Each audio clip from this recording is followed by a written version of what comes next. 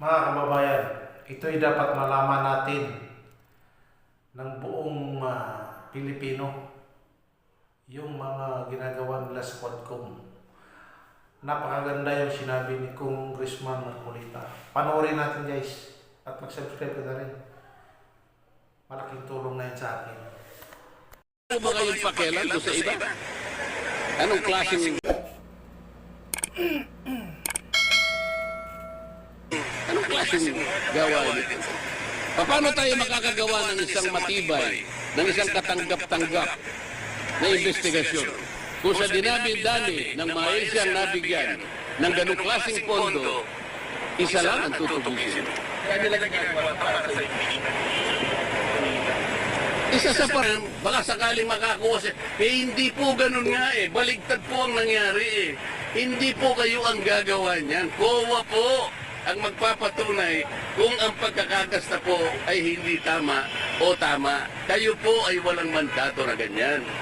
Yun po yung pinipilit ko sa kanila. Ang problema, pag ako po'y nagsasalita ng ginto, ina-advise ko po sila, wala naman silang makita o magamit na ibang argumento para sansalain na sinasabi ko that they should provide a better argument.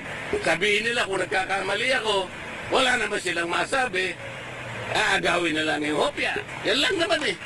Pero tingin nyo gugulong ang impeachment if ever Diyos ko. may numbers pa? Hindi ko alam kung talagang gagawin nila. Hindi ko alam kung gagawin nila. Nagsasaya lang sila. Napakarami pang problema ng bansang ito. Napakarami problema ng bansang ito. Dahil sa nangyayari, may nakikita pa kayong constitution. Tingnan po ninyo. Sino po yung kanilang pinagdidiskatahan? Opisina ng Vice President. Nagkataong pangalawang pinakamataas na Pangulo, pinakamataas na opisina sa ating bansa. Bakit po nagkaganito? Kung meron mang nakita, kung meron, bakit hindi hayaan po yung proseso na gumulong? Bakit hindi hayaan yung opisina ng COA kasi magsabi sa atin sapagkat sila'y merong mandato? Kung gusto nyo talagang gugulin ang panahon ninyo sa ganito, tawagin po natin lahat ang mga opisina na pinagkalooban ng confidential fund. Palagay ko, maski si Speaker Martin, merong confidential fund. Ang Pangulo, merong confidential fund. Kung last na lang po, sinabi po ni Congressman Pulong Duterte kay Vice President Sara na ikinakahiya niya na namiyembro siya ng 19 Congress. Ikaw po bilang Congressman, ano po masasabi? Nalapit na ako mapahiya. Nahihiya na nga rin ako eh. Siguro nahahalata ninyo eh. Nakakahiya talaga. Hindi ito yung House of Representatives na pinusukan ko no San Paul. Hindi po ganito. Malapit na po akong mag-graduate next year. Ngayon ko pa makikita ang lahat na hindi dapat gawin ng isang institusyon kagaya ng House of Representatives. Ang House of Representatives po ay isang parliamentary institution. Dito po ginagawa ang lahat ng pagdidebate.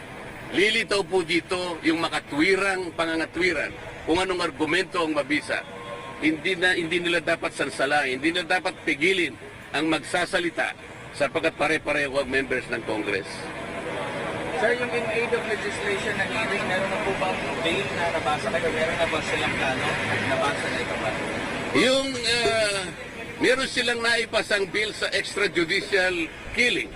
Usapan ba natin yun? Basahin po ninyo, nakakatuwa, nakakahiya. Sapagkat akala niya, kailangan po malaman ninyo, kung totoo na in aid of legislation po ito, nakapagpasa na po sila ng panukalang batas October 11, 2024. Batay pa nilang tumigil. Meron na pala. So hindi na in aid of legislation, tapos na, di ba? Ang hinahanap nila yung makagawa ng batas tungkol sa EJK. Nagawa na eh. Na-file na October 11, 2024. Batay mo tumigil. Meron ka pang gustong gawin siguro. Di ba? Kung ano po masasabi niyo sa sinabi po ni Vice President Sara Duterte na ang gobyerno na ito ay walang pagtutunguhan. It is nothing. Binanggit niya po kanina. Wala akong magagawa kung yan ang sentimiento ng Vice President. Nasa kanya yon. At lahat naman ng tao ay pwedeng mapahayag ng kanyang opinyon. Hindi ko Hindi ko kayang agawin sa kanya yung opinion na yun. Lahat po tayo merong sarili-sariling opinion. May karapatan tayo na magsabi kung anong nararamdaman ng bawat isang Pilipino sa kanyang pamahalaan.